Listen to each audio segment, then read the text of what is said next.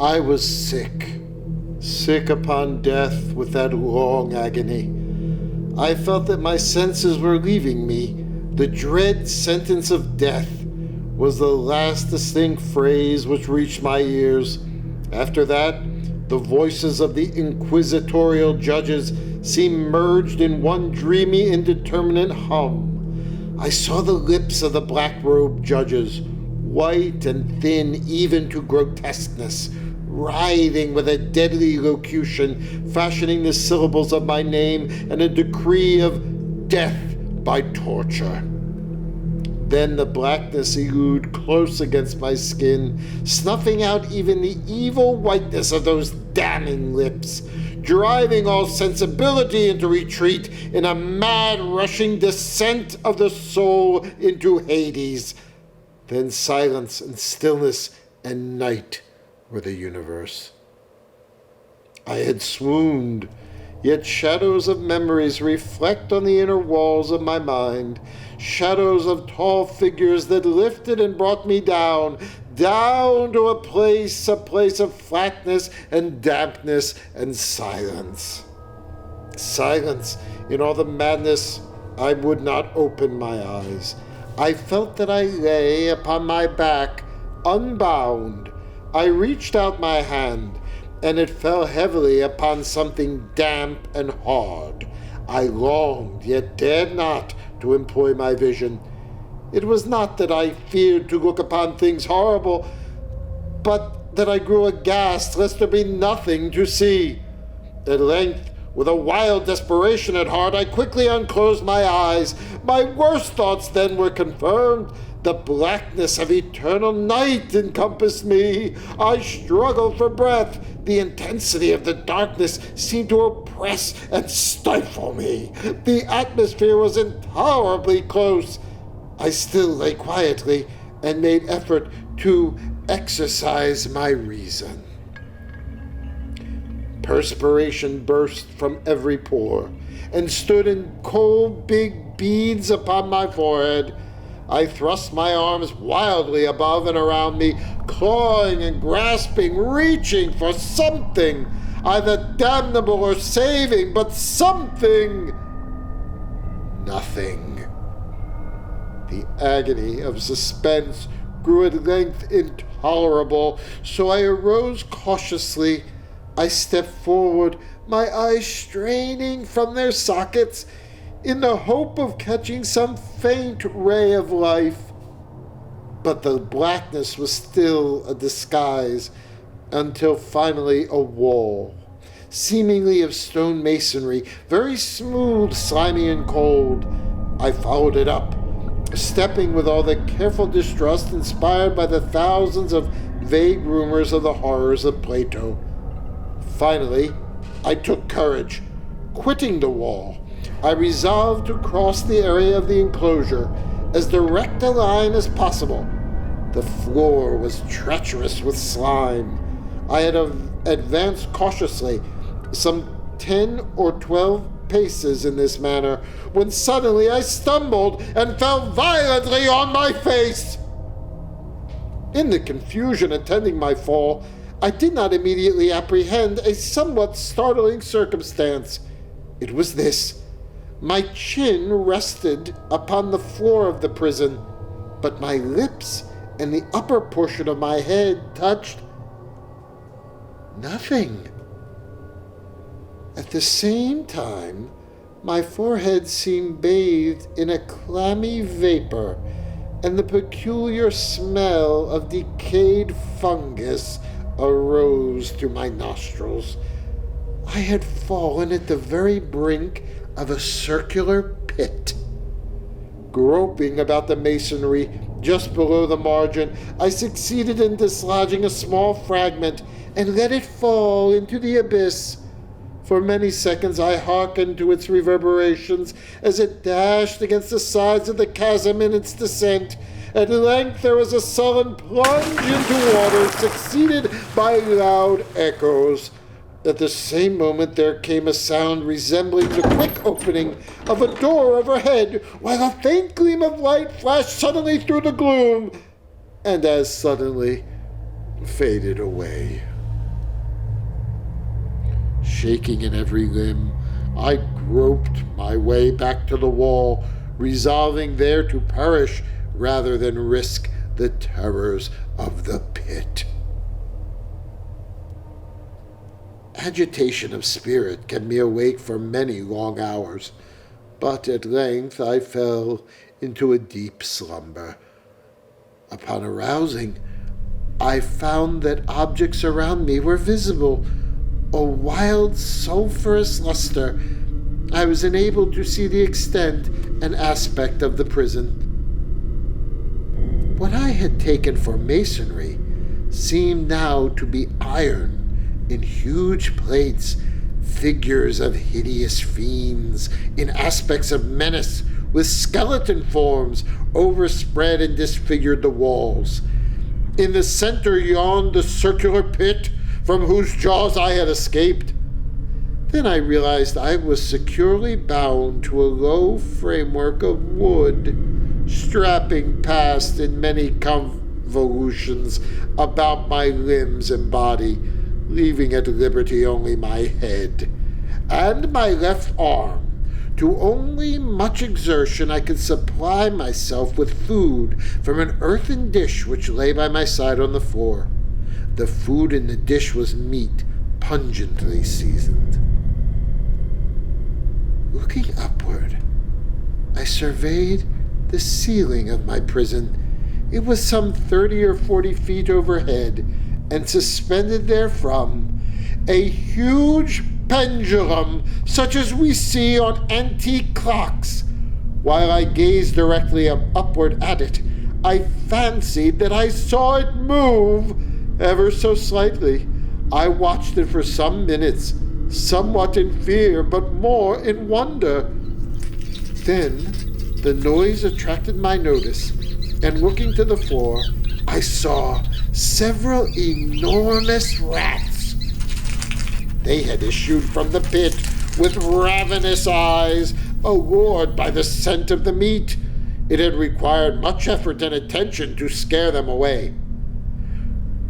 When I again cast my eyes upward, what I then saw confounded and amazed me. The sweep of the pendulum had increased in extent by nearly a yard, but what mainly disturbed me was the idea that it had perceptibly descended. I now observed, with what horror it is needless to say, that its lower extremity was of a crescent of glittering steel, about a foot in length from horn to horn, the horns upward, and the under edge evidently as keen as that of a razor, and it hissed as it swung through the air, inch by inch, with a descent only appreciable at intervals that seemed ages. Down and still down it came. Days passed. It swept so closely over me as to fan me with its acrid breath. I prayed for its more speedy descent. I grew frantically mad and struggled to force myself upward against the sweep of the fearful scimitar. And then I fell suddenly calm and lay smiling at the glittering death as a child at some rare bauble. I saw that the crescent was designed to cross the region of the heart. It would fray the serge of my garment. It would return and repeat its operations again and again. But the fraying of my garment would be all that for several minutes it would accomplish. To the right, to the left, far and wide, with the shriek of a damned spirit, to my heart with the stealthy pace of the tiger, I ultimately laughed and howled as the odor of the sharp steel forced its way into my nostrils. Down, relentlessly down, it vibrated finally within 3 inches of my bosom. 10 or 12 sweeps would bring the steel in actual contact with my clothing, and with the observation there suddenly came over my spirit all the keen, collected calmness of despair. For the first time in many hours, or perhaps days, I thought of the rats. They had been literally swarming around below the framework upon which I lay. They were wild, bold, ravenous, their red eyes glaring upon me as if they waited but for motionlessness on my part to make me their prey. To what food, I thought, had they been accustomed in the pit? They had devoured, in spite of all my efforts to prevent them, all but a small remnant of the contents of the dish. Although my plan was scarcely sane, I proceeded at once in execution. With the particles of the oily and spicy meat which now remained, I thoroughly rubbed the binding wherever I could reach it. Then I lay breathlessly still. At first, the ravenous animals were startled and terrified at the change. Observing, however, that I remained without motion, one or two of the boldest leaped upon the framework and smelt at my palms. This seemed the signal for a general rush. They leaped in hundreds upon my person. The measured movement of the pendulum disturbed them not at all.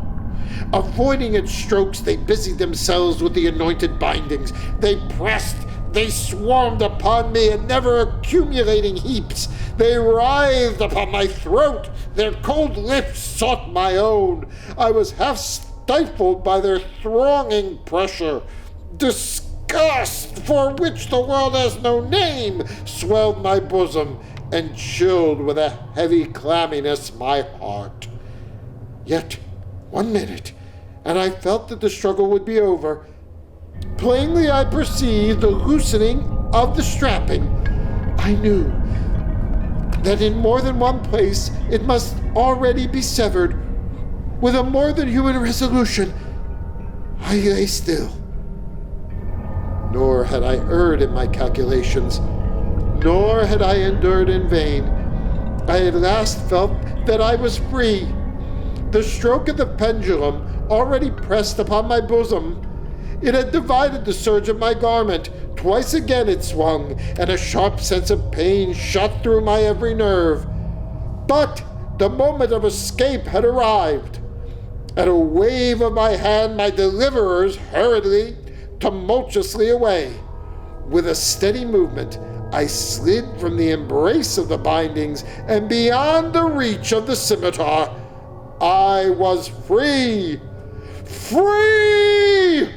But in the grasp of the Inquisition, I had scarcely stepped from my wooden bed when the motion of the hellish machine ceased, and I beheld it drawn up. My very motion was undoubtedly watched. Free! I had but escaped death in one form of agony, to be delivered unto worse than death in some other. With that thought, I rolled my eyes nervously around on the barriers of iron that hemmed me in. I have observed that the figures of the fiends upon the walls assumed a startling and most intense brilliancy.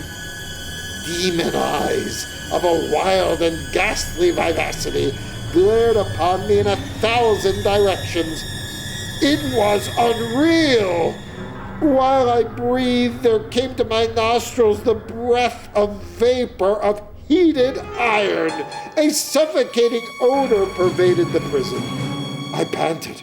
I gasped for breath. I shrank from the glowing metal to the center of the cell. Amid the thought of the fiery destruction that impended, the idea of the coolness of the pit came over my soul like balm. I rushed to its deadly brink. I threw my straining vision below. The glare from the enkindled roof illumined its innermost recesses. Yet for a wild moment did my spirit refuse to comprehend the meaning of what I saw. At length it forced. It burned its way into my soul. Oh, for a voice to speak! Oh,